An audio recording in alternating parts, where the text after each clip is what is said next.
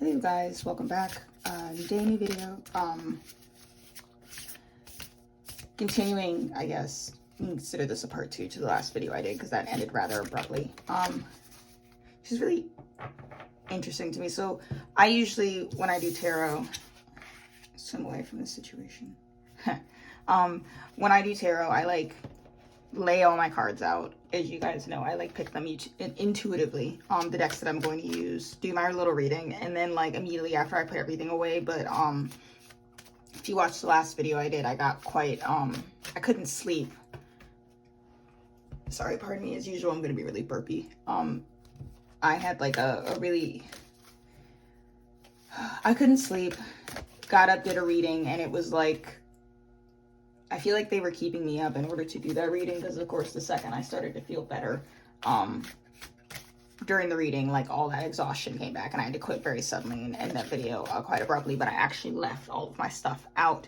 I took a break from tarot for a few days, which is rare for me, but you'll be happy to know that staying up till 4 a.m. to fix that, so do that video, did not actually mess up my sleep schedule. I managed to fix it again.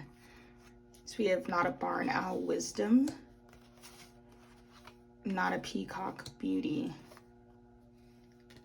not a cloud, fluidity. How do I want to arrange these?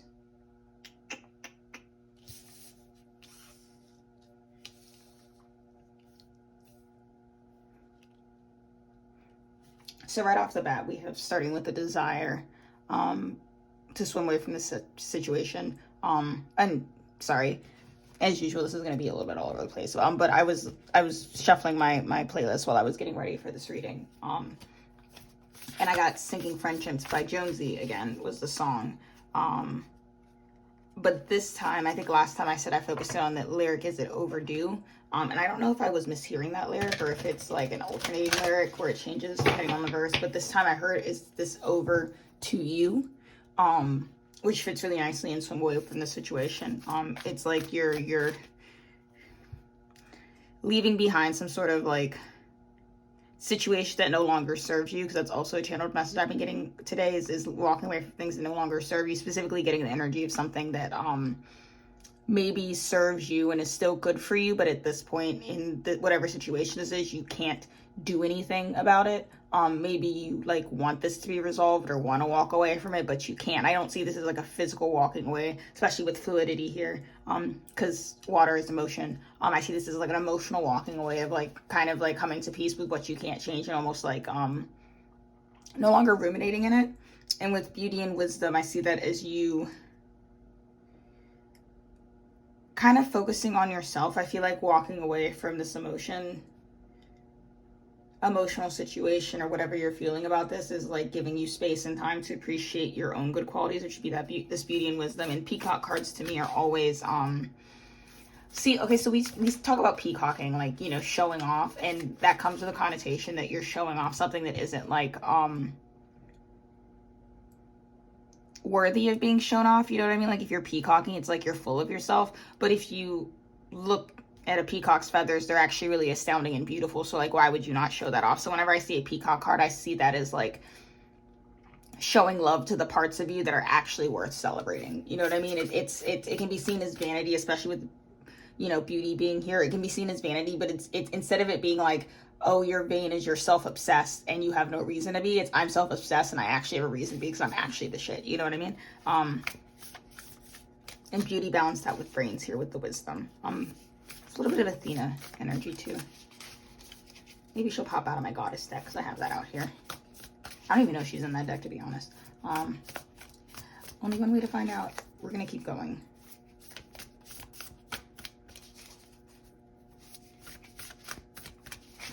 I had to do a lot of like balancing my energy to do this reading.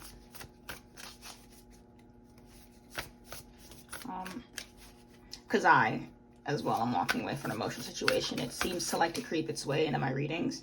And in trying to have a more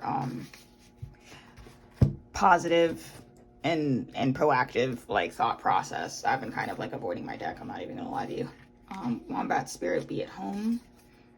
Hummingbird spirit, be here now, sorry.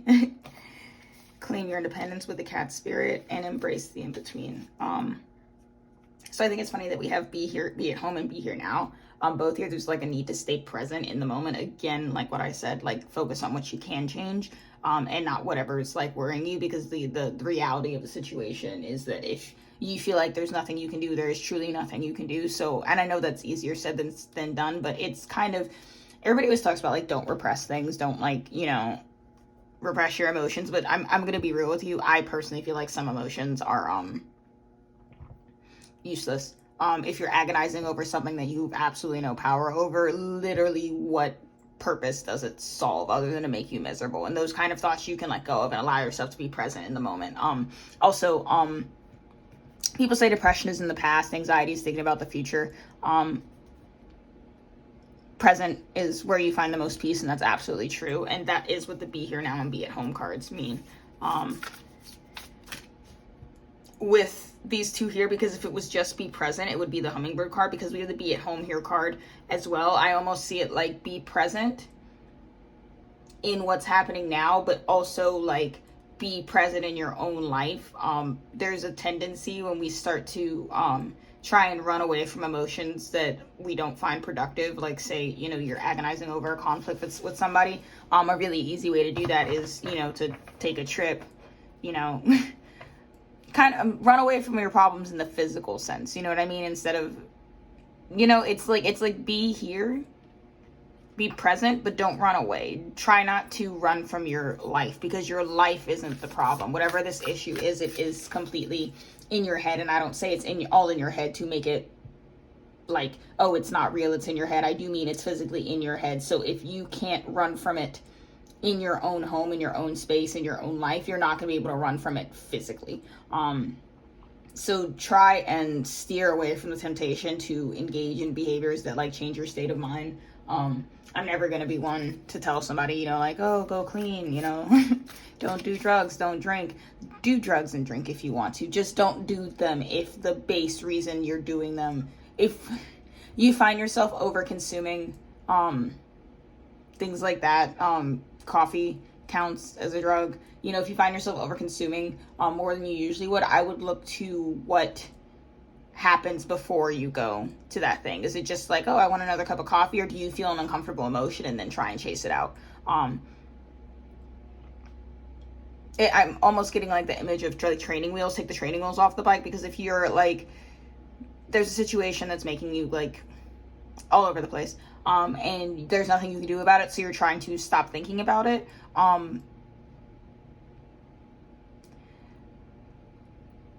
Turning to alcohol or smoking or drugs or whatever that you do that's not exactly healthy. There's like healthy coping mechanisms and self-sabotage ones. Whatever the self-sabotage coping mechanism is easy mode, and it's almost like spirit is saying you're better than that. It's like you may feel like, oh, I need to drink to dull this feeling, and spirit's like you really don't, and you're not really serving yourself by that attitude. There are times when, you know, it is honestly, I'm gonna be real with you, just more beneficial to take the training wheel additive. But they're like, you could do this on your own, and maybe that's the point, is to teach yourself that you can do this on your own, that you don't really need to. It's like energy if you're stronger than you think you are. It's almost like someone still thinks they need training wheels when they don't. And it would be doing you a disservice to allow you to continue using training wheels forever. So if you've been feeling like uncomfortable, oh, here's the wombat again, exploration. If you've been feeling uncomfortable when you go to like do whatever your usual coping mechanism is, it could be time, especially with the exploration card here, it could be an indication that it's time to try some new methods, more productive methods. I'm the last person to speak because I'm a smoker, and I have been smoking too much and I'm cutting back. But I'm also a Virgo, which is not, you know, whenever I like talk about signs, be aware that I'm talking about the archetype, not necessarily you as a person, because you are way more than your sun sign and charts complex and all that stuff. But like, there's like this quintessential Virgo thing where we tend to clean when we're upset. And like, I can go outside and smoke a cigarette and come back in, and it's like, okay, wow, you feel better and you smoke a cigarette. Or you can find another healthier, quote unquote, coping mechanism, which would be cleaning, because now, you know, like I've successfully chased away those thoughts and my room is clean. You know what I'm saying? It's kind of like get a little bit more creative, with how you remove yourself from the situation emotionally, because it's like almost like don't ever think that I'm demonizing like how you cope, but I feel like you could be missing out on some peacocks on the bottom. Just saw that. Nurture. You could be missing out on some possibly more beneficial or interesting ways to do so. And it's almost like, especially with the nurture card, you can learn a little bit more about yourself, kind of like leaning in towards, especially with the nurture card with the peacock, like leaning into like leaning into coping mechanisms that like nurture you, you know what I mean? Like maybe instead of like going out with your friends, you stay in and take a bath or something, you know, because then, you know, you feel good, your skin's nice, and you've also solved that problem. It's like I'm almost seeing like look for coping mechanisms that have a +1, you know what I mean? Maybe there's like a errand or a task you've been putting off for forever, and it's like, well, now that you know, have all these uncomfortable thoughts that you're trying to like release, maybe go do that errand. It'll buy you some time. It's like I'm almost getting the energy. It's like it's amazing you can get done instead of moping. Oh, this is 2 cards. Hello. Oh. Intuition. Isn't that funny? We're getting double cards. And then I have the hummingbird with joy. I almost want one more card from here. I'll take the one on the bottom. Solitude. The fox. Quite literally finding joy in solitude. Other people can be a very good distraction. But if you watched the reading before this, I did talk about how there's a tendency here to like enmesh yourself in the energy of other people. And I think that might be a tendency you have, a little bit of codependency there of like, I can fix your problems for you. And I think that with the joy and solitude cards here, I think they're like letting you know that anytime you overinvest in other people's lives, like I'm not saying don't hang out with your friends. I'm just saying if like going out with your friends or spending time with people you love is a way that you're using to cope, know that that may lead you to overinvest in those people's life. It's like, know that that's a tendency that you have to be a little bit codependent, and every single time you use that as a coping mechanism of like, you know, maybe the situation you're running from is that somebody is that you care about is being very self-destructive and you want to help them, but there's literally nothing you can do. And they're like, if you go, okay, I'm gonna, you know, sever myself from the situation, maybe pull back from this person, let them deal with their shit, and instead go hang out with my other friends, they're like, you're not solving the base problem, whereas you over investing in other people's problems. And if you go and transfer your attention to somebody else, there is a chance that you will just redo that same cycle with that person and then have to leave that situation and go focus on another friend. And they're like, at what point will you find joy in yourself? Also with the nurture card here, it may be that you're tending to be the mom friend or the therapist friend because that's what you're really good at, is, you know, like helping people heal. Being kind of a nurturer, giving good advice. And I think I said in this reading, and maybe the reading before, like, consider taking that skill set. Like, I have a question. Why do you think that that skill set has to be used for other people? Why do you think that because you're a nurturing person and you're really good at healing people's trauma or being a shoulder to cry on, why do you assume that that means that that skill has to be used for other people? Why are nurturers always characterized as taking care of other people? It is completely non-selfish, and it may actually be the point of your gift to use that for yourself and not for other people, because ultimately, I'm gonna be real with you, you can't change other people and you can't make them change. There are some people who will do the work of wanting to grow and do better, and they can come to nurturing people and be like, I need help for this. But you will be amazed that when people are actually asking for your assistance in their own self-actualization, it takes way less work than you think. That might look like, you know, showing up for a friend, showing support, having a nice conversation, listening to them. It is not what you've been doing, which is like throwing your entire life and being and service into other people. Like when you're doing it in a healthy way, it doesn't actually require that much work, which still leaves you with all this free time and all this really good nurturing energy, which again, I would say nurture yourself. Also, if you are trying, maybe you have somebody that, situation you're running from is somebody that, doesn't even realize that they need to grow. Like maybe it's not a thing of like they're not doing their work. Maybe they don't even realize there's anything wrong with them. Then consider that nurturing yourself and shining brighter and being an example for people it's easier to be an inspiration to somebody than it is to be their like personal therapist. It is, especially when they don't want help. You ever tried to force somebody into therapy? It usually doesn't go well. They're not very forthcoming with information. It's like pulling teeth, and they usually resent you. And it's almost like if you do all of that self-nurture, instead of like being a beacon for other people to self-actualize, and then once they want your help, you doing all the work for them, how about you nurture yourself and be an inspiration for other people is how they can nurture themselves? You ever considered that? In my opinion, the only people that need to be nurtured are deeply with the kind of giving that maybe you want to give to people. Like the only people who are incapable of doing the work without help are children.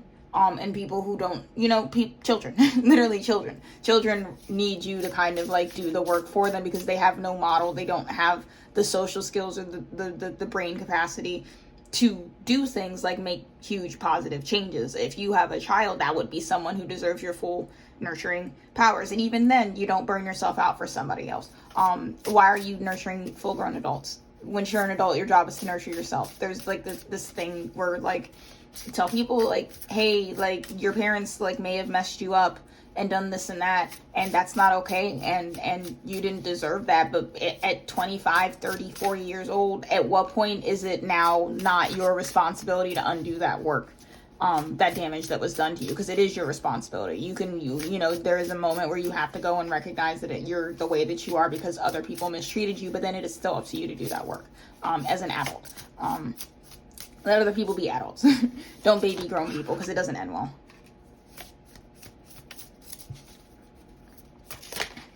Tiger, Gazelle. Gazelle keeps coming out a lot. I might actually, and Starfish. I might actually read that card. Give me a second from the book. Because this is like the third time I've seen the Gazelle card in a reading, and I usually never pull it. Give me 1 second.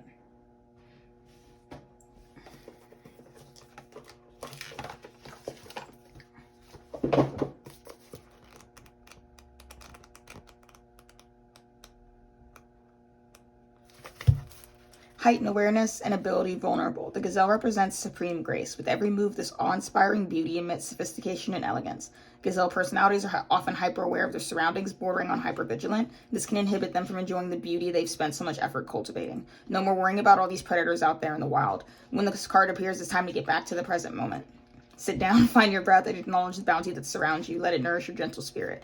When in balance, graceful, perceptive, artistic. When out of balance, food allergies, insomnia, racing mind. To bring into balance, yin, yoga, a cozy home, good food. So here, okay, we have a lot of stuff that already popped in this reading. We have awe-inspiring beauty with the peacock card. Hypervigilance, which I would say is this tiger card right here. Beauty, they've spent so much effort counting beauty again. All these predators out there in the wild. It's time to get back to the present moment. Be here now, be at home. Also with the cozy home, we have the be at home card. Now, nourish your gentle spirit with the nurture card. I'm honestly gonna say you can just take that as straight up advice.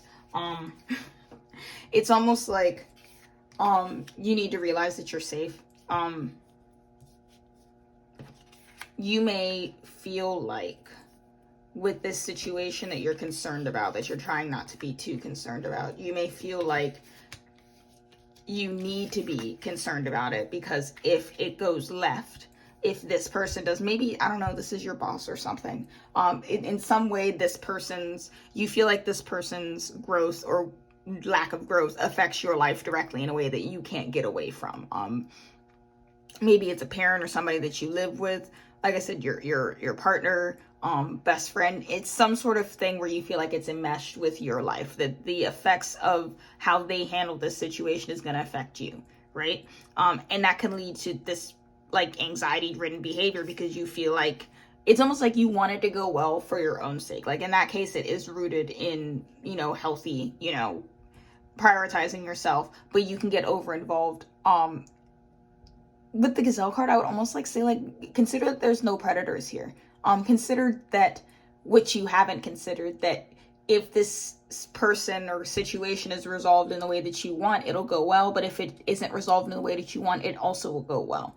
There's like a need here to understand that everything the universe does is toward your highest good, even if it doesn't seem like it at the moment. So you can release the need to like worry about this, honestly, because it's being taken care of in the best way that it can be. I can't tell you how many things in my life that have fallen apart that at the time I thought it was the end of the world, and oh my god, how could the universe do this to me? I wanted to be a zoologist for most of my life. Since I was a very little kid, I wanted to work with animals, and I worked very hard to get into a good zoology program, and then had to leave because I couldn't afford the college. And I was devastated, like we couldn't afford college at all. And I, you know, was a very bright kid who worked very hard in school, and I kind of like saw college as the be all end all actualization of like what I've been working for. And I was devastated. I really thought the universe was going to hang me out to dry and have me be one of those people like, oh my god, you were a gifted, talented student, you did this and that and did this well and won this award, and now you're 30 and you still live at home and you have no future. And I was like, how could the universe have done that to me? Turns out, well, obviously, because I'm doing tarot now and I think I'm quite good at it, that wasn't meant to be. And it honestly, at later ages, because I couldn't do a degree program for zoology, I ended up working with animals in a professional, like, corporate variety. And I found out through that working for animals was not for me. I don't like the aspect of it of getting dirty. I don't, you know, well, I'll spare you the reasons why, but it wasn't for me. And like I said, at the time, I thought the falling apart of my college dreams was like something that like I was very anxious about, because I was like, if I don't end up being able to afford to go to this college, I don't know what I'm going to do. My life is over. And it didn't work out, and my life wasn't over. So like, you know, I want to say I feel foolish for being so upset, but I'm glad I was as upset as I was, because now I can look back on that with, you know, more experience and be like, the universe knows what it's doing. I can even say that the college that I was going to, like, looking back at knowing myself now and who I grew into, you know, past the age of 18, it wasn't even the kind of environment, like, I would have been miserable where I was trying to go. I didn't have a full view yet of the kind of person that I was. I wouldn't have liked it. I would have been miserable, and the universe basically went out of its way to save me a whole bunch of drama and misery. Can you imagine me working for 8 years to get certified for a career that I get into and physically do and no longer like? Like, I would feel a hot mess, and now I'm like, oh, I'm out a couple $1,000, and I was a little bit depressed, and maybe I wasted like 3 months, but like, all in all, I'll take 3 months over 8 years. Glad I did it enough to know that it wasn't good for me, you know? I did just enough to realize that. And that's kind of the same energy I'm getting with this reading, is that you have to release the idea that there's only one good outcome, because all outcomes with this tiger here and the starfish for you as well. This is a lot of like powerful energy, to be honest. Powerful, and with the starfish, it's almost kind of like underestimated in complexity. I think that you would be happy if you could, you know, see, like, we're going to take like a Marvel stance to this, and you have alternate timelines. There's alternate versions of you. Whoever this reading is for, I see you as somebody that could be very, very happy in a variety of situations. And it's not, it's one of those things, like, you have this ability to like find happiness exactly where you are. So release the idea that there's only a certain situation is going to make you happy. I think that you could be happy in many situations equally, but in different ways. Different jobs, different partners that you end up spending your life with, different friend groups. It's almost like you have this capability to find a way to find the most amount of joy out of something. And you're more resilient and powerful than you think that you are.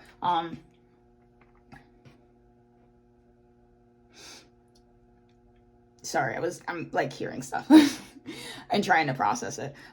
They said like next card, but you kind of understand what I'm saying here, is that you don't need to be so worried about the fact that there's only one outcome. I know, again, easier said than done, but consider that whatever outcome is best for you is exactly what's going to happen here. It may not be what you want, but it is what's best for you ultimately.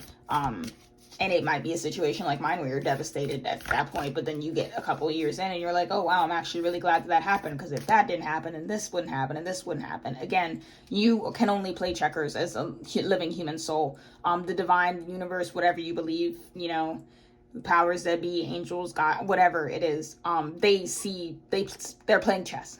And you can only see the checkerboard. They can see the chessboard. Let them play the game for you, because they have a scope that you can't possibly have. About the way things work out or don't work out.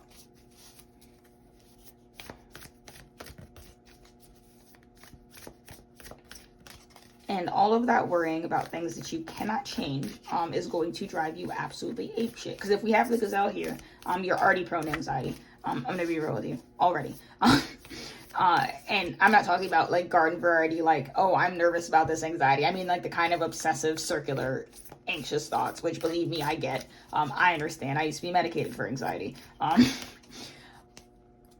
And it's almost like you need to make it your priority to stay out of that headspace, because it's going to make you miserable. I don't care how miserable you think that it's going to be. If the situation goes left, trust me, in comparison with how miserable you can make yourself by overthinking.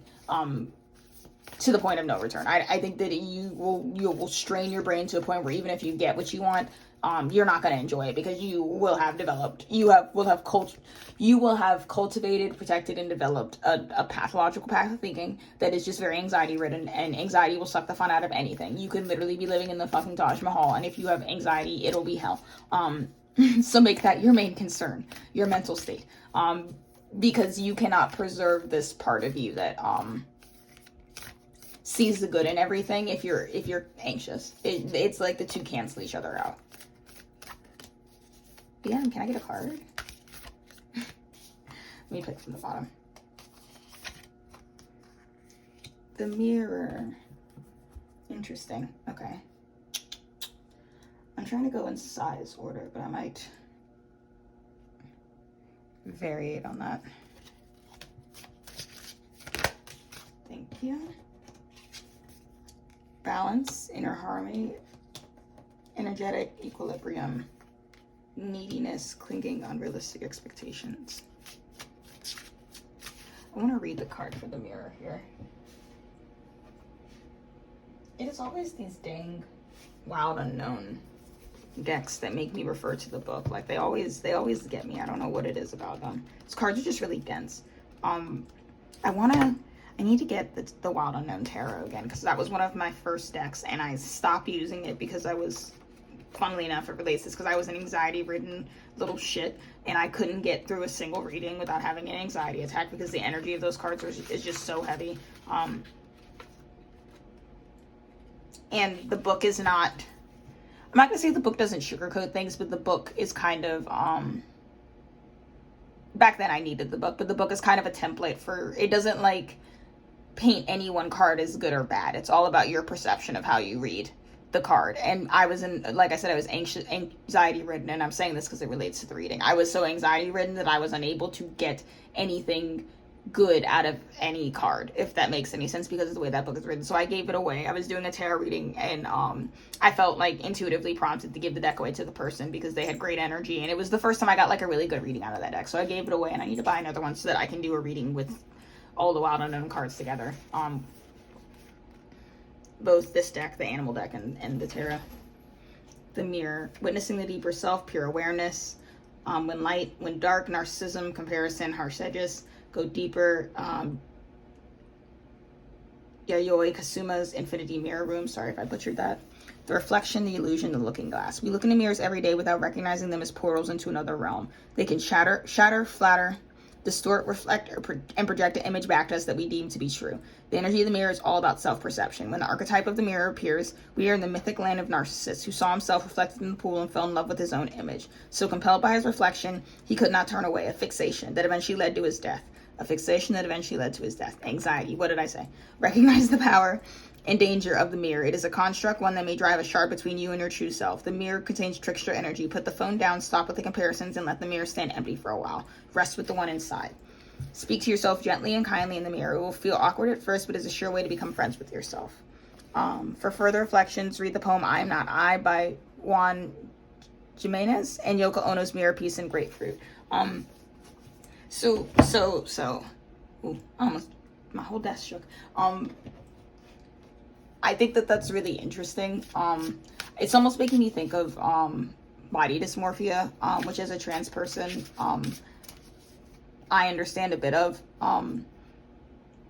The feeling that, so my interpretation of this card is if you feel like I'll just talk from my experience. I have like what the reverse most people would call classic body dysmorphia, which is, you know, the stereotype of the person who has an eating disorder and they are skin and bones, but they see themselves as really, really like big. It's like a distortion. Instead of seeing what's actually in the mirror and seeing their own body, they can only see basically a reflection of their perception of themselves. I have a version of that. I'm very slim as a person. I'm what most people would have considered, I guess, the ideal body type in like the early 2000s, like the Vogue slim model. So I have a version of body dysmorphia where it doesn't really matter how much weight I gain or what I look like. When I look in the mirror, I literally see like a skeleton. Like if anybody has ever seen pictures of people like who have starved to death, like that's quite literally what I see when I look in the mirror. And it's important for me to understand that I do not have an accurate reflection of myself. I'm not looking at my body. I'm looking at my own internalized insecurities when I look in the mirror. So I can look in the mirror and going, oh my God, I need to eat more. I look like I'm starving to death. I have to understand the mirror lies to me. And the only way I can ever begin to see what I actually look like in the mirror is by fixing my perception of myself inside. It doesn't matter how many times I go back to the mirror, which way I turn myself. If my inner perception of myself is skewed, I'm only ever going to see what I am expecting to see in the mirror. And it's almost kind of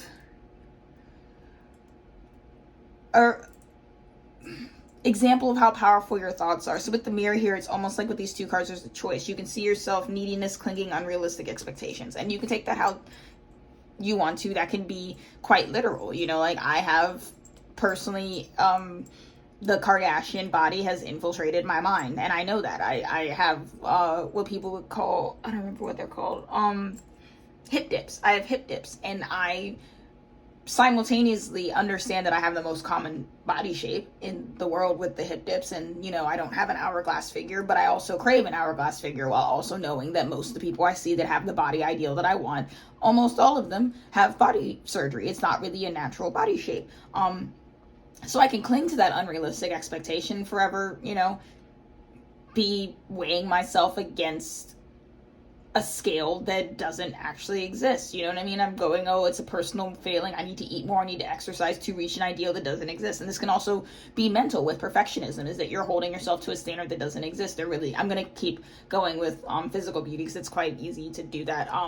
A lot of, if you're someone who's into makeup, a lot of the people who put on foundation and do makeup videos, even as you're filming it, they use filters. So they'll tell you like, oh, this, you know, I used this foundation, it made my, you know, pores go away, yada, yada, yada. And then you buy the makeup and put it on at home, and it doesn't look like it did when that person did it. And you kind of just chalk it up to, oh, I have shitty makeup application skills, when in fact the product is doing exactly what it's supposed to do. What you saw was fake in the first place. So it's like you can cling to those ideals, or you can choose to see inner harmony, energetic equilibrium. You know what I mean? If you always give yourself a bar of like, I'm not going to be worthy unless I X, unless I Y, you are never going to meet that bar, because the bar is in your mind. If you're telling yourself I'm not worthy until blah, all you're telling yourself is there's conditions on your worthiness, and you're never going to be able to feel worthy. It's like the balance, inner harmony has to be a choice. You have to start telling yourself, I'm perfect as I am.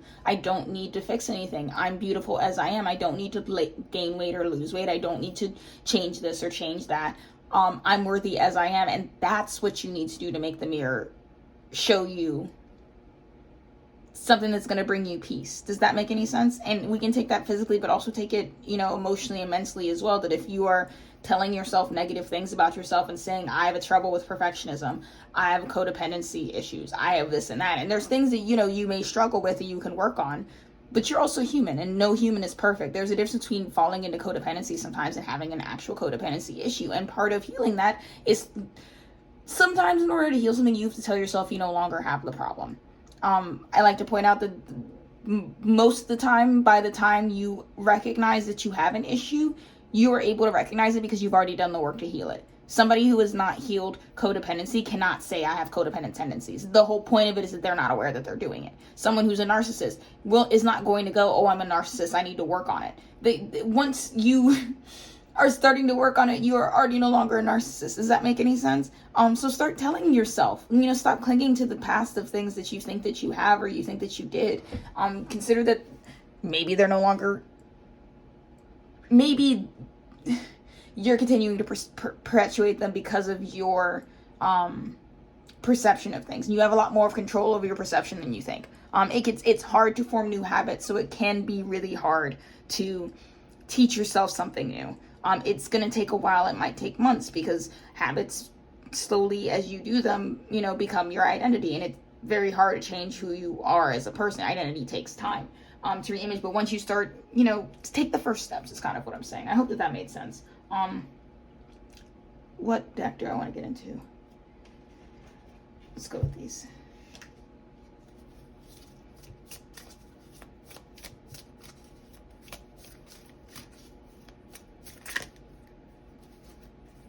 I'll take you.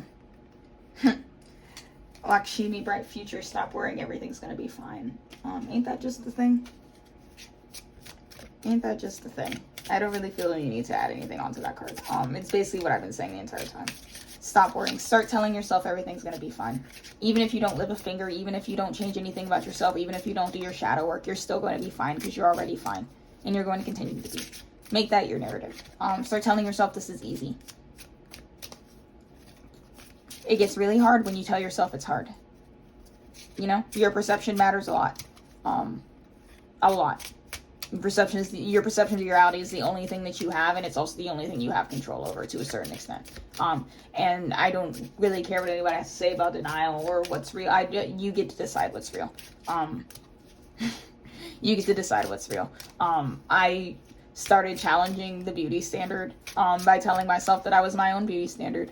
I'll do a face reveal at some point whenever I get a camera set up where I feel like doing that. But I have hooded eyes, and my brows are not ideal, and I have quite like a masculine face, a blocky head. I just started telling myself that those are the features that I like. Full lips, beautiful. My nose, beautiful. I kind of just decided to make my own little beauty standard for myself, and one that I conform to, that all the features that I have are now the most beautiful features. I can appreciate beauty in other people, but my beauty standard, what I aspire to, looks just like me.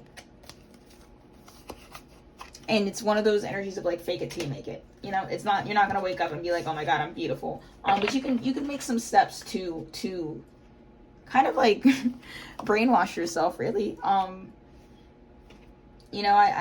love the body positive movement, but as I said, I'm a very small person who feels like I'm dying all the time. So I do make a push to try and like find people with my body shape and, in a space where I find them beautiful, because that helps me to love my body. I can do very little. I've been trying for years. I can do very little to mask the fact that I'm very petite. And hating myself doesn't really do me any service. Maybe instead of staring at pictures of Kardashians and glorifying people who don't look like me, maybe I create a space for myself with people who look like me and have, the features that I have.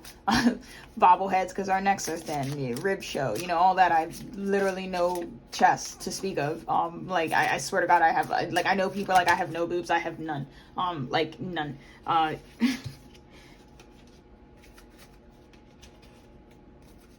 know prepubescents with bigger boobs than me.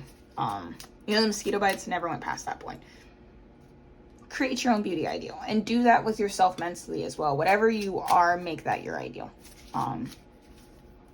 Innocence, beloved one, no, everyone is guiltless in truth, as no one can alter God's handiwork of perfection. Give us your feelings of heaviness so we can lighten out your load. Give us any guilt, anger, or blame that may shroud your loving outlook. Enjoy the peace within your heart once more. Again, I feel no need to add anything to that. That is exactly what I've been talking about.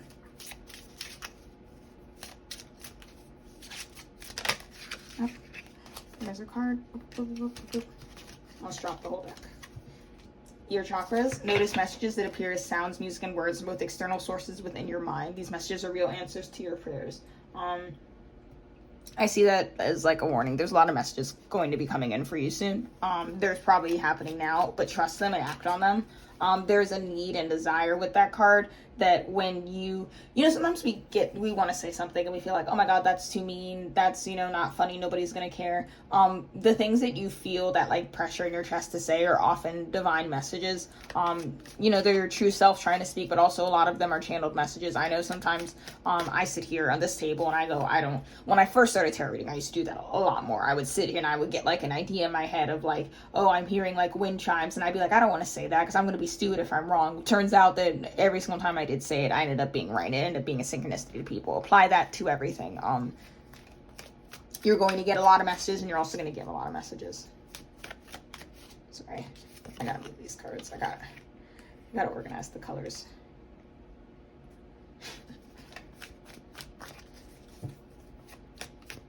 And then we have what is this deck called? Oracle of the Radiant Sun, which I love and I don't use enough. Intuition, Coral, Principle, Inheritance.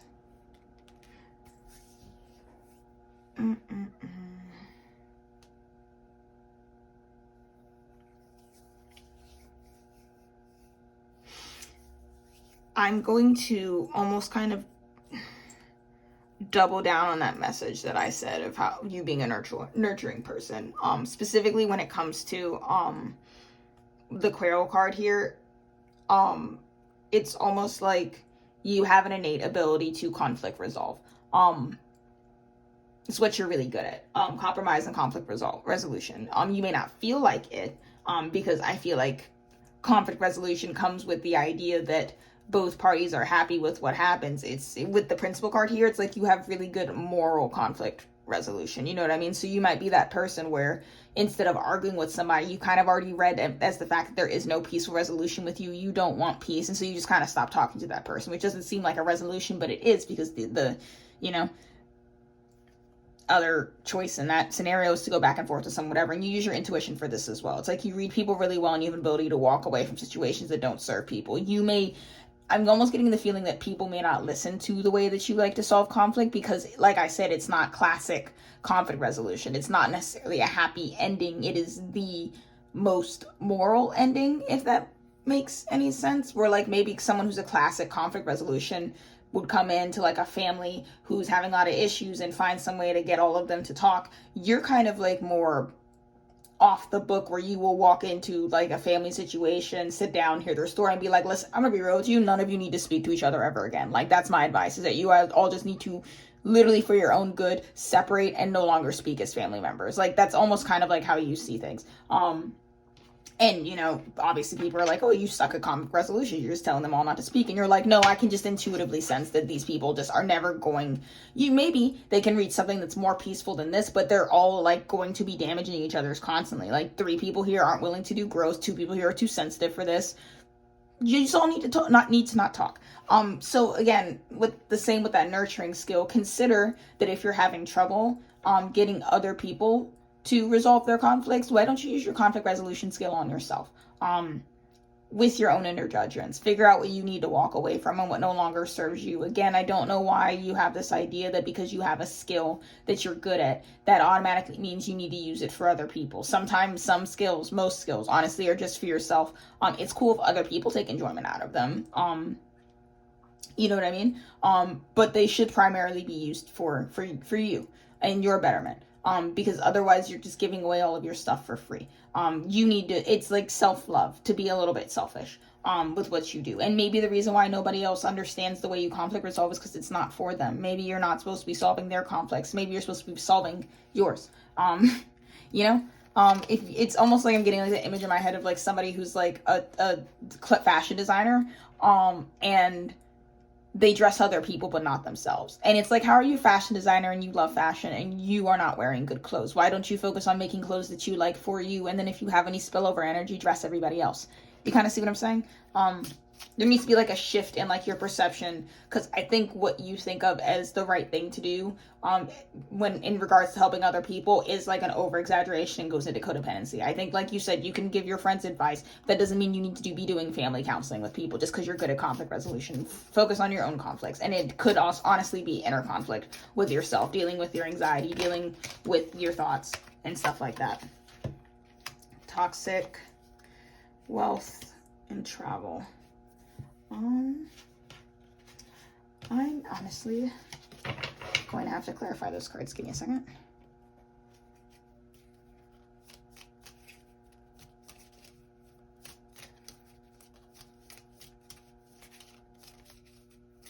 Oh no, I don't need to clarify. I forgot that wealth card came with.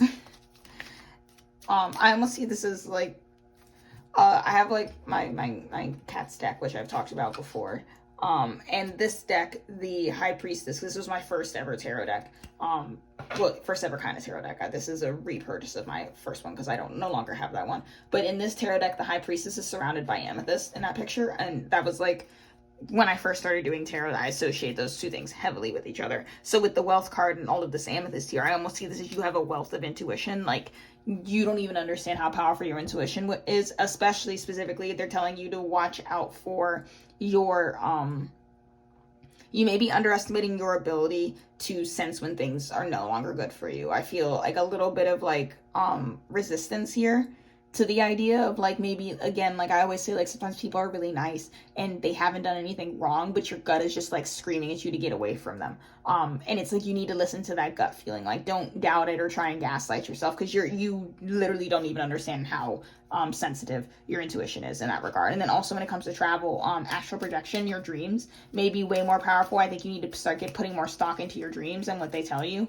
Yeah, I don't think you realize how much your subconscious mind when you're sleeping like does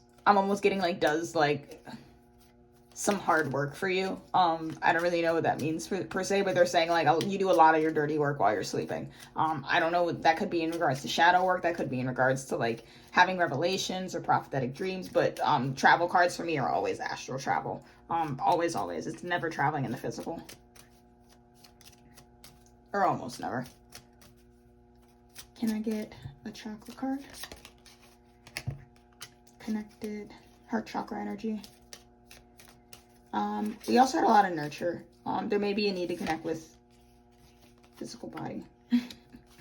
Nurture your physical body. Take care of yourself. Maybe that's something you can focus on. Like I said, if you need to find a healthy coping mechanism, maybe health and fitness. I'm not saying go to the gym and obsess over your body shape. Don't do that. And emotions.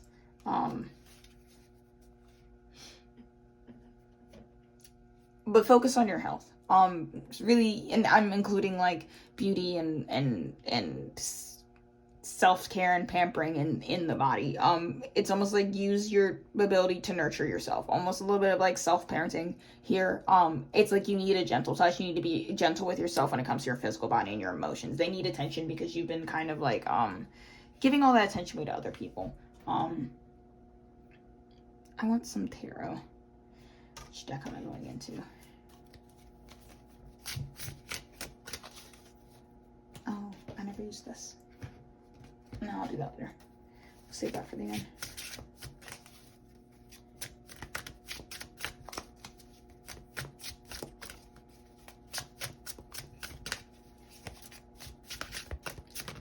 Oh.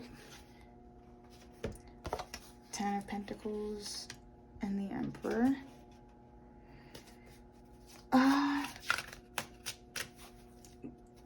I'm almost being drawn back to the Be at Home card with this. There's like a need to like take control of your personal space, whatever that means for you. I'm going to read this quite literally, to be honest, in the sense that whatever your home, your space is, it's like there's a need to take charge. I feel like you're being a little bit passive, and you need to be more active. This is communication.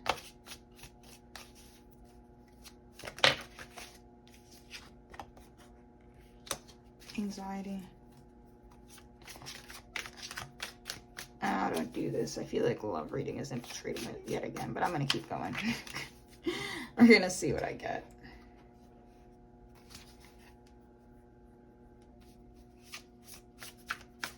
I'm trying to interpret this the way that I want to, and these two cards are kind of letting me know that I need to, like...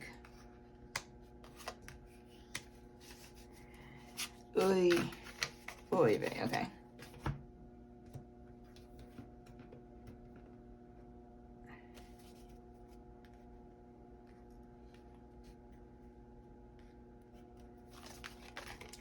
I can have a little moment for a love reading as a snack. It won't kill me.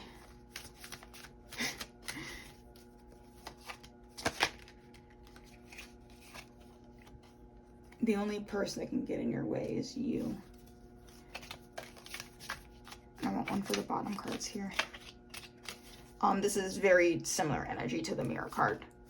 With your perception matters.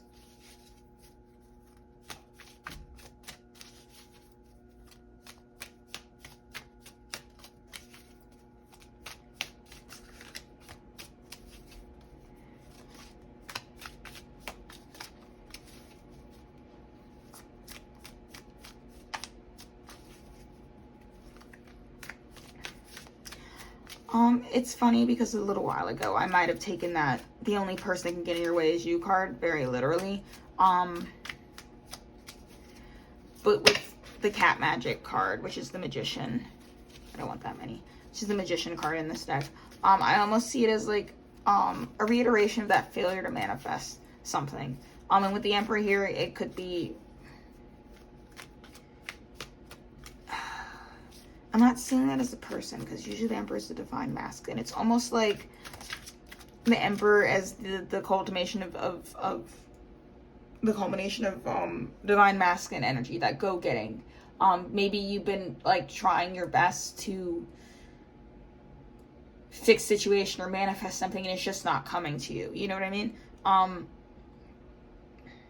It's not happening. There's no movement, regardless of what you do. And you're feeling kind of stuck. So with the only person getting in your way is you, the like gut reaction of that card is to be like, try harder, you can go get it. But with the Sun card here, they're kind of asking, is your goal to get this thing, or is your goal to be happy? Because if your goal is to be happy, the only person that can get in the way of that is you, because your happiness is a large part your perception of where you are now. With the Ten of Pentacles here, I almost see you as in, like, if you look around, you're actually in a really beautiful place. You're doing really well. You may already have the Ten of Pentacles, in whatever that sense is. Maybe you were chasing this thing because you thought it was going to bring you the Ten of Pentacles, and it's like, you already have it. You just need to kind of see it in front of you, that it's already there. The only person that can decide that this doesn't make you happy is you. Perhaps you're not able to manifest that thing because you're not supposed to have it, because it wouldn't actually make you happy. Or you consider that, no, they won't even let me say that. They won't even say that. Just consider that it wouldn't make you happy. Otherwise, you would have it. You have everything that you need to be happy right now. You just need to see it. And can I get... I want one more message. No, I want my Animal Oracle. Sorry. Closing advice for whoever's watching this video.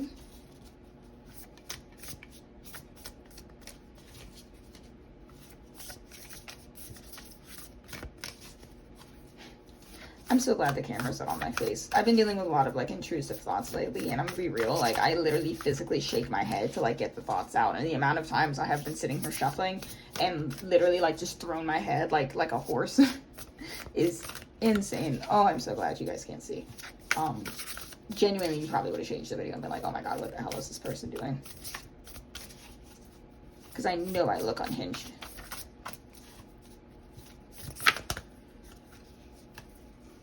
Oh, they're giving me several. I should take all of them. So, last bit, and then I'm going to end the video. So before I throw these cards down and tell you what they are, I'm going to do my regular spiel. If you enjoy this reading, like my style of reading, please feel free to subscribe, like, and if you do subscribe, turn the notification on, the little bell button for all, because that really does help me out. I I love reading comments, but if you do comment, just remember my pronouns are they, them, and please address me as such, otherwise you may end up with your comment deleted. And also a reminder, I don't do extendeds. I don't want you to feel like you need any more guidance than what I give you, because in my opinion, extendeds are like bonus. And there's this like feeling that if you don't do an extended, you're going to be missing out on some information. You don't need, what I have to say is all you need to hear. But if you do feel like supporting me, I do have links for donations down below. This is basically my day job. It's what I do. Never necessary, but always appreciated if you have the time, money, and you feel a certain kind of way. So with that being said, let me get these cards out of the way, take them as they resonate. Spider Spirit, make your dreams real. Oop. Chameleon Spirit, act as if. Oh, there's a lot more than I thought. Ant Spirit, time to collaborate. Panther Spirit, reclaim your power. Rabbit Spirit, now's lucky time. And Whale Spirit, trust in the great mystery. And so with that, I'm ending this video. I'll see you guys next time. Have a nice day.